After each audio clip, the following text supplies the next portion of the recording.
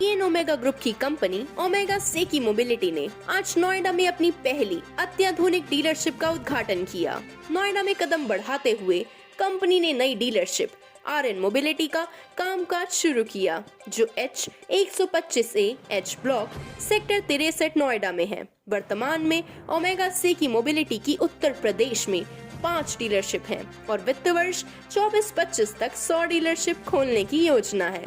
RN mobility के निदेशक श्री मनोज गर्ग, श्री देवेश जिंदल और श्री संजीव जिंदल इस मौके पर मौजूद रहे।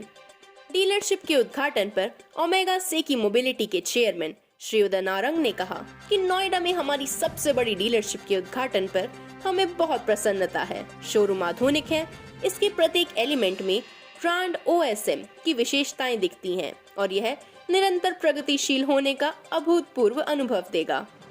RN मोबिलिटी के डायरेक्टर श्री मनोज गर्ग, श्री देवेश जिंदल और श्री संजीव जिंदल ने कहा कि ओमेगा सेकी मोबिलिटी से पार्टनरशिप करने और नोएडा में OSM वाहनों की बड़ी रेंज पेश करने पर हमें गर्व है। उत्तर प्रदेश के बाजार में इलेक्ट्रिक 3 व्हीलर, कमर्शियल और पैसेंजर दोनों सेगमेंट तेजी से बढ़ रहे हैं। मुख्य रूप से इलेक्ट्रिक वाहन के आकर्षक लाभ के प्रति बढ़ती जागरूकता के चलते इस सेगमेंट में बढ़ोतरी हुई है और OSM वाहनों की हमारी नई डीलरशिप शहर में EV की बढ़ती मांग को पूरा करेगी और EV वाहन को लेकर उत्साहित लोगों को यह वाहन स्वामी होने का शानदार अनुभव देगा।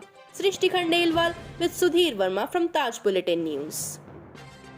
Thank you very much. बहुत ही अच्छा दिन है और बहुत ही शुभ दिन है। यूपी में हमारा इंडिया की सबसे ज़्यादा इलेक्ट्रिक व्हीकल्स यूपी में चलती हैं और मेरा ये विजन है कि OSM ओमेगा सेकी मोबिलिटी की बहुत सारी व्हीकल्स, कार्गो, पैसेंजर,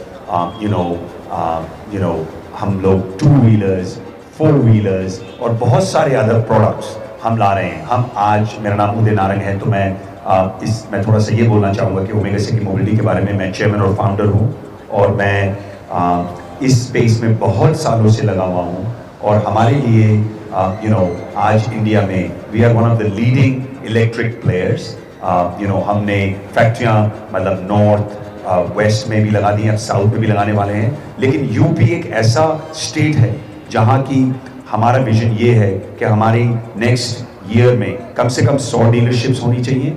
इतना एक बहुत ही महत्वपूर्ण स्टेट है। यहाँ पे इलेक्ट्रिक व्हीकल्स का ऑलरेडी एग्जिस्टेंस L3 की बहुत चल रही है, लेकिन आई थिंक क्वालिटी और सर्विस और सबसे बड़ी इंपॉर्टेंट बात है सेफ्टी। हम लोगों ने सेफ्टी में बहुत ज़्यादा काम किया है और देखिए मेजॉरिटी ऑफ द प्रॉब्लम्स जो आप सोचते हैं वो सेफ्टी से आ रही हैं।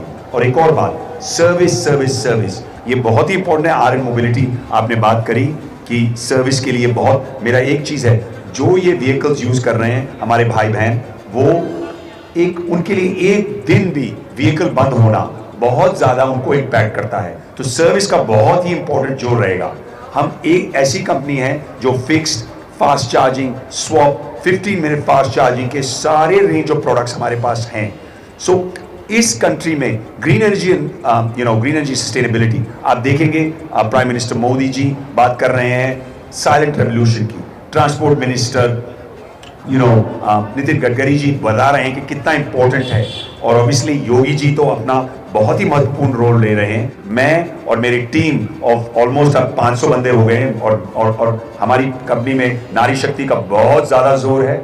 हम उसको पूरी कंट्री में ले जाने, लेकिन यूपी में हमारा बहुत विजन है। हमारा ये भी विजन है कि आगे जाके एक फैक्ट्री भी यूपी में लगे, जो रोजगार हमारे भाइयों और बहनों को मिले, उसमें भी बहुत ज़रूरी काम हम करना चाहते हैं।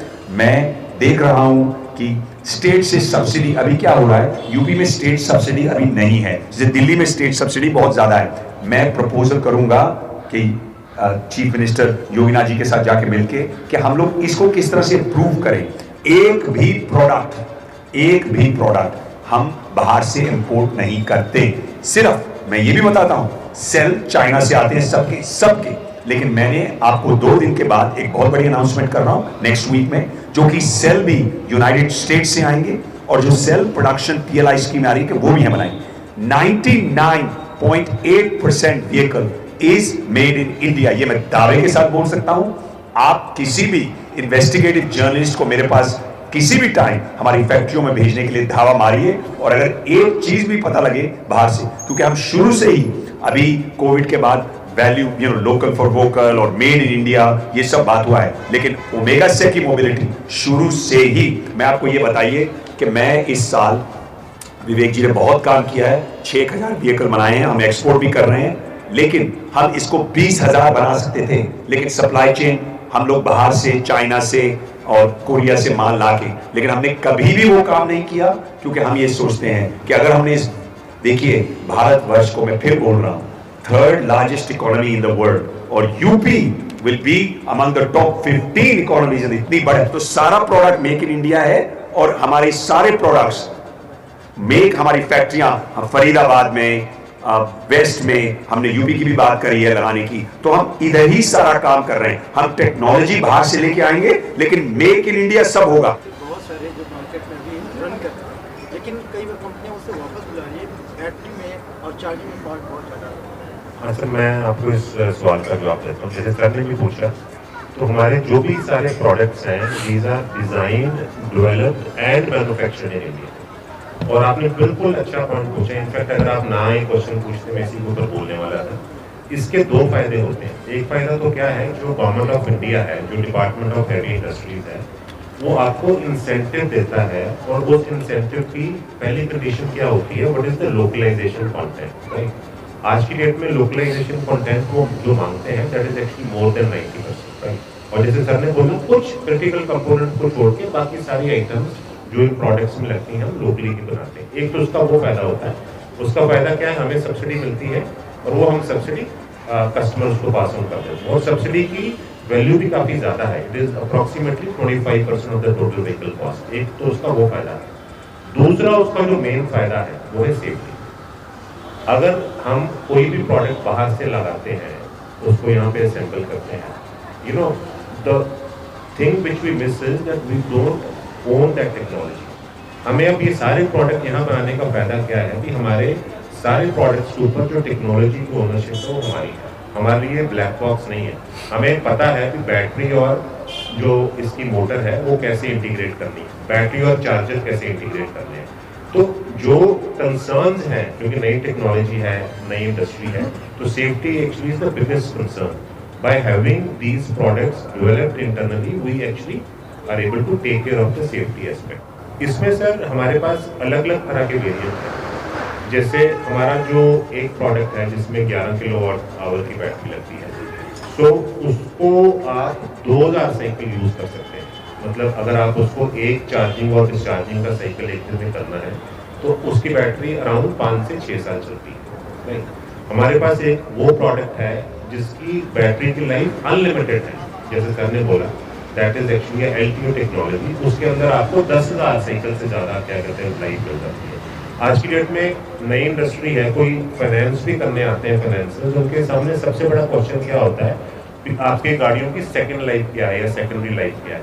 सो हमारे जो प्रोडक्ट्स हैं उसकी इनोवेटिव टेक्नोलॉजीज की वजह से लोगों को लगता है कि 4 और 5 साल के बाद भी आप इस प्रोडक्ट में रेजिडुअल वैल्यू है और आप इसको बाई बैक कर सकते हैं। सर 2-3 चीज़ निकल के आई है सामने, जो जितने भी इलेक्ट्रिक व्हीकल हैं बहुत जल्दी कंपेरेटिवली अगर देखा जाए जो रेगुलर की गाड़ियाँ हैं, उनसे जल्दी इनके प्रोडक्ट जो एसेसरीज है सामान लगे हैं वो जल्दी खराब हो जा रहे हैं, और स्पीड भी बहुत कम है।